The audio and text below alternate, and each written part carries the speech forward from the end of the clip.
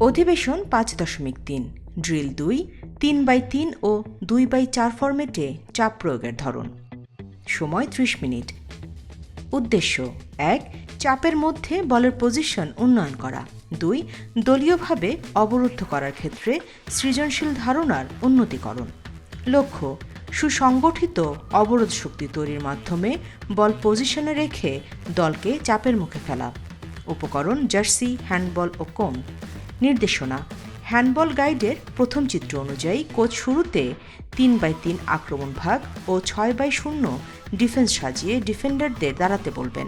এরপর দ্বিতীয় চিত্র অনুযায়ী 2x4 আক্রমণ ভাগ এবং 5x1 ডিফেন্স কৌশল অনুযায়ী ডিফেন্ডারদের দাঁড়াতে সহযোগিতা করবেন। খেলার প্রক্রিয়া খেলোয়াড়রা 3x3 আক্রমণ পদ্ধতিতে দাঁড়িয়ে 6x0 পদ্ধতির ডিফেন্সের বিরুদ্ধে ঘুরিয়ে ঘুরিয়ে স্থির আক্রমণ পদ্ধতিতে বল পাসের অনুশীলন করবে। কোচ মাঝারি গতির মাধ্যমে অনুশীলন শুরু করবেন এবং প্রতিবন্ধকতার আকার সম্পর্কে নির্দেশনা দিয়ে খেলোয়াড়দের স্বব্যবস্থাপনায় পাস সম্পন্ন করার সুযোগ দেবেন। কোচ বাঁশি বাজিয়ে অনুশীলন শেষ করবেন। প্রতিফলন কোচ গাইডলাইনে দেয়া প্রথম প্রতিফলন অনুসরণ করে আলোচনা করবেন।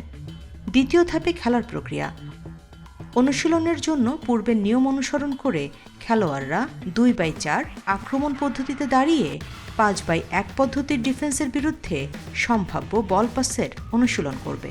এভাবে বল ঘুরিয়ে ঘুরিয়ে কয়েকবার অনুশীলন করবে।